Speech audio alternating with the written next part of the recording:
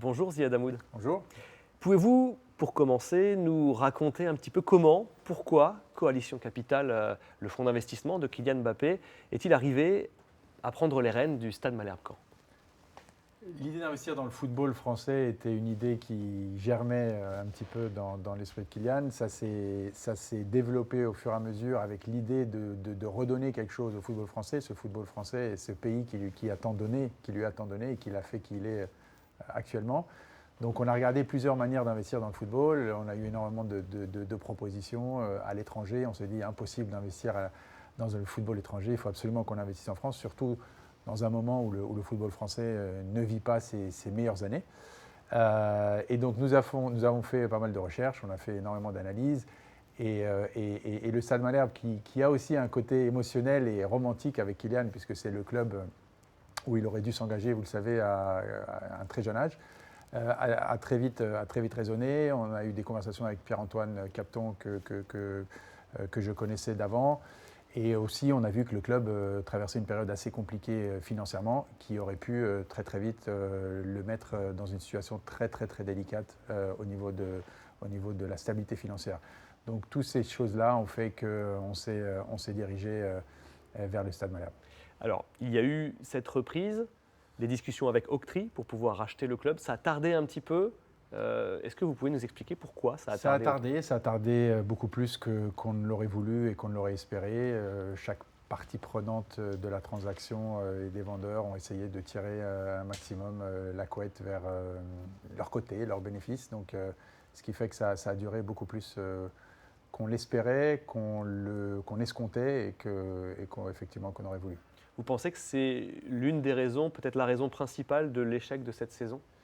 C'est une raison très importante. Ce n'est pas la seule, mais c'est une raison qui est fondamentale au sens premier du terme, qui pose les fondements, je pense, d'une saison mal engagée, avec une préparation en été 2024 qui est très mal effectuée, avec un groupe qui a la tête à l'envers et qui donc pose les bases d'une saison qui démarre très mal, effectivement.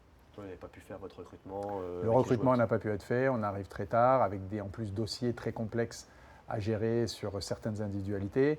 On ne va pas revenir dessus, mais vous savez qu'il y a plusieurs individualités où on a eu des conversations qui ont entraîné, etc.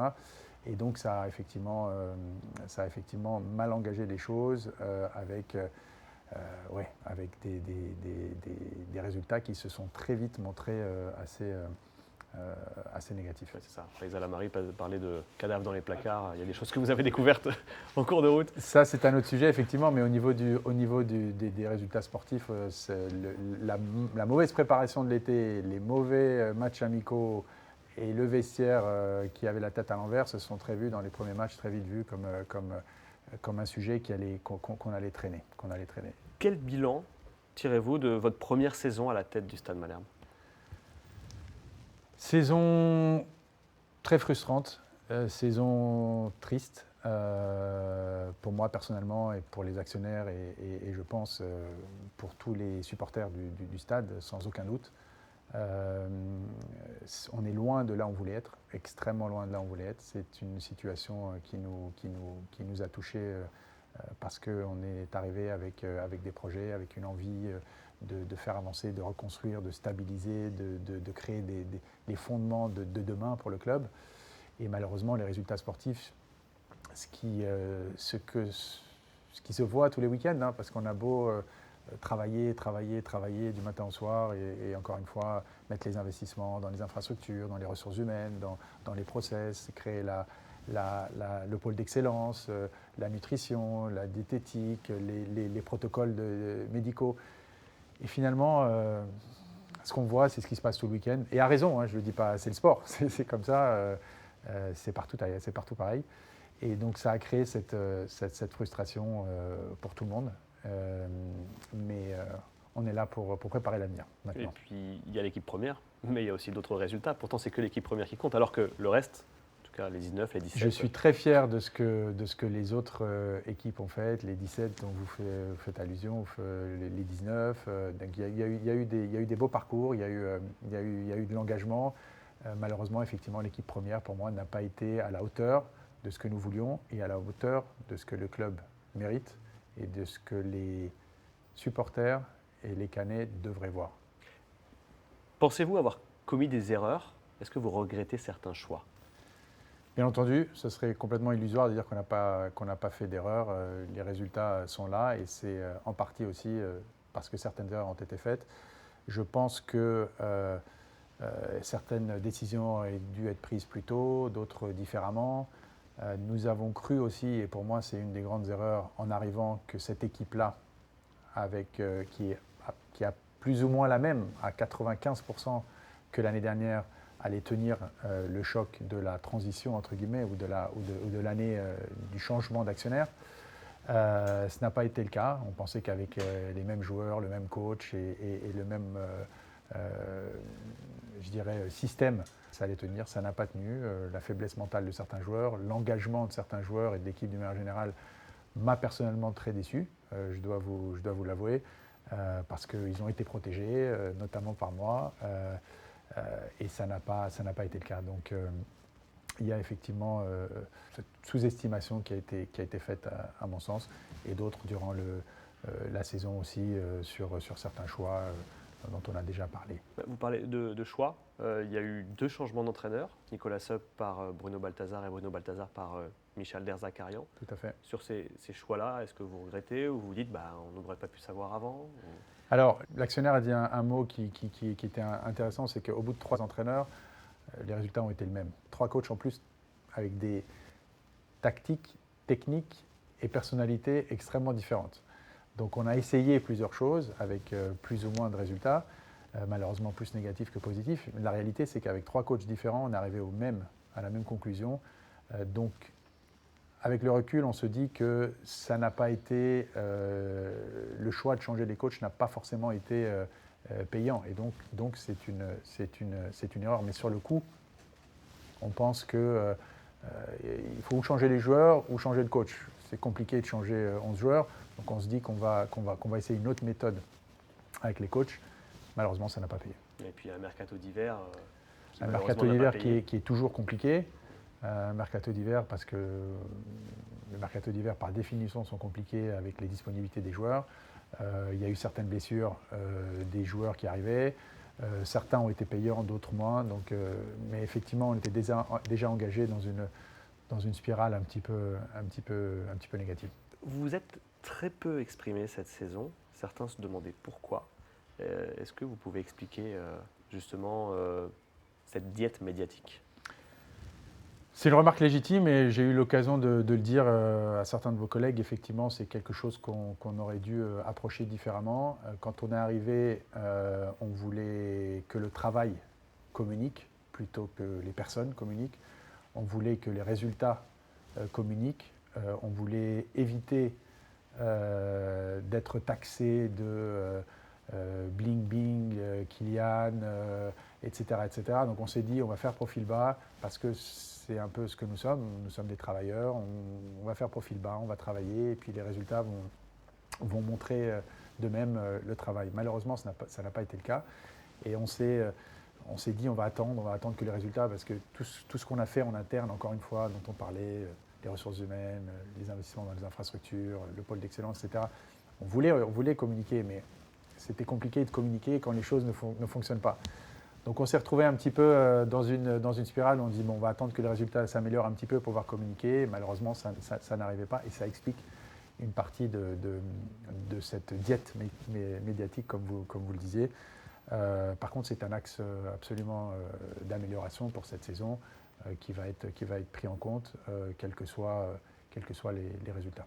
Aujourd'hui, donc avec vous à la présidence, avec Pascal Planck, Reda Hamage, Jocelyn Flamand, est-ce que l'organigramme du club est complet?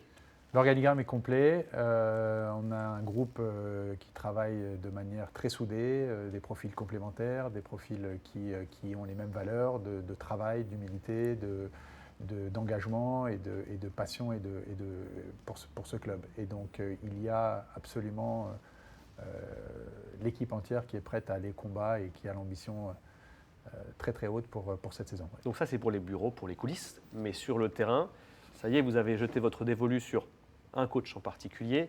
Il s'appelle Maxime Dornano, comme ici au stade On Dornano. n'aurait pas pu l'inventer, oui, effectivement. Pourquoi Maxime Dornano? Pourquoi lui?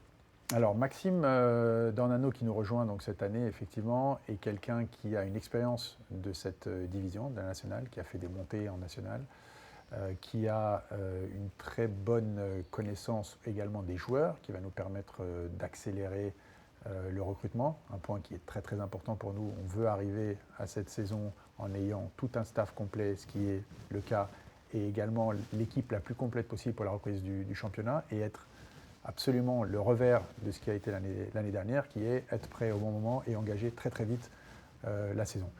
Donc il a cette capacité à offrir ça, en plus de ses qualités de coach, technique, tactique, de valeur, d'engagement, qui sont extrêmement importantes pour nous. L'année prochaine est une année pour nous où il faut montrer tous l'engagement et les valeurs du club. Et c'est quelqu'un qui connaît le club et qui est très très très à cheval sur ses valeurs humaines et en plus, encore une fois, de ses qualités techniques et footballistiques qui sont reconnues même à Clairefontaine où il vient d'avoir son diplôme et dont on a entendu beaucoup de bien.